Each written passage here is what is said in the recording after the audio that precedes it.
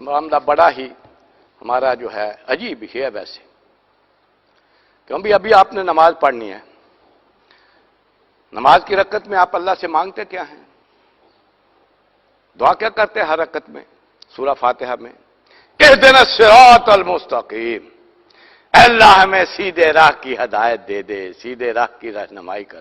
دعا یہ کر رہے ہیں، اور اللہ تعالیٰ کہتا ہے اسی کے دعا کے نتیجے میں نے یہ کتاب تمہیں دی۔ الف لام میم ذالک الکتاب لا ریب فیہ ھدی للمتقین۔ تمہیں ہدایت چاہیے، تمہارے دل میں طلب پیدا ہو گئی ہے، تم متقی بن گئے ہو۔ متقی کسے کہتے ہیں؟ جس کے دل میں طلب پیدا ہو جائے مجھے ہدایت چاہیے، مجھے اللہ کی فرما برداری پر رہ کر زندگی گزارنی ہے، اس کی نافرمانی سے بچنا ہے۔ اگر تمہارے دل میں طلب پیدا ہوئی ہے تو یہ لو کتاب وہ ہدایت ہے جو ہم نے نازل کر دی ہے تمہاری رہنمائی کے لیے۔ تو یہ اللہ نے ہماری اس دعا کے نتیجے میں یہ کتاب دی ہے، لیکن دعا ہدایت کے لیے مانگتے ہیں، پڑھتے صرف ثواب کے لیے، اسے ثواب کے لیے رکھا ہوا ہے۔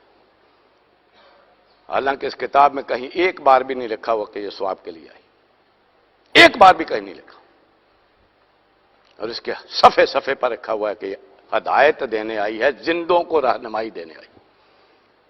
ھدی للناس وبینات من الھدی والفرقان، یہ پوری انسانیت کے لیے ہدایت بنا کر نازل کی گئی ہے، اور ہدایت بھی ایسی جو ہر انسان کی سمجھ میں آ جائے۔ بینات من الھدی والفرقان، جو حق اور باطل کو علیحدہ علیحدہ کر دینے والی۔ یہ اللہ فرما رہا ہے جس نے اپنا کلام نازل کیا۔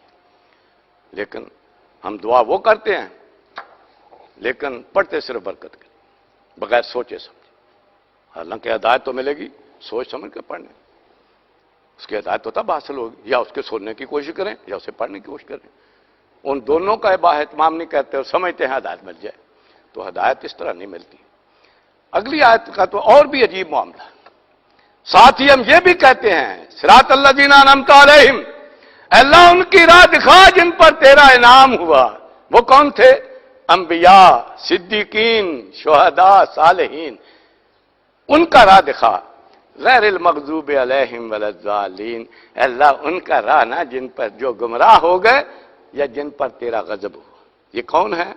یہود و نصارہ، عیسائی اور یہودی کہہ رہے ہیں اللہ ان کی راہ نہ دکھا، اور پوری کوشش کر کے ان کی روش اختیار کرنے پر تلے ہوئے۔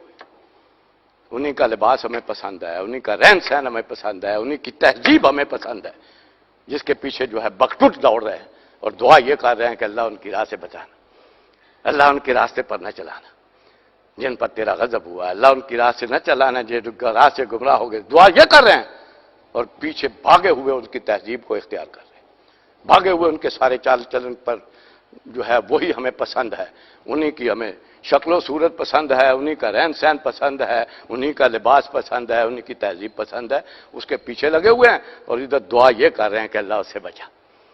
یہ ہے حال ہمارا، کہ جو ہر دعا میں ہر جو بھی ہے پڑھنے والا دعا یہ کر رہا ہے، اور اس کے مطابق عملی صورت جو ہے وہ اس کے الٹ ہے کہ جو اس کو اختیار کی ہوئی ہے۔ تو یہ ہے اللہ تعالیٰ اس سے ہمیں بچائے۔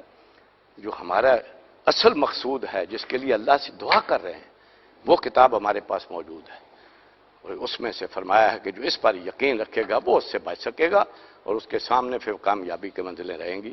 اللہ تعالیٰ اس پر ہمیں یقین دے۔ یہ آج بھی اسی طرح ہدایت ہے جیسے نبی اکرم صلی اللہ علیہ وسلم پر نازل ہوئی، اس لیے اس نے محفوظ ہم تک پہنچائی، اور اس کو ہدایت بنا کر اس کی ہدایت پر عمل پیرا ہو کر وہ راستہ اختیار کریں کہ جو اللہ کے نیک بندوں کا ہے، اس کا اپنے سلف کی طرف جائیں، ان کی طرف جانے کی بجائے، ان کی روش اختیار کرنے کی بجائے جو غیر المغضوب علیہم ہے اور ولاضالین ہیں، ان کی روش کو چھوڑ کر اپنوں کی قدر پیدا ہو، ان کے راستے کو اختیار کریں جس کے لیے دعا کرتے ہیں۔ اللہ ہمیں اپنی دعا کا مصداق بنا دے۔ بارک اللہ لی ولکم فی القرآن العظیم ونفعنی وإیاکم بالآیات و ذکر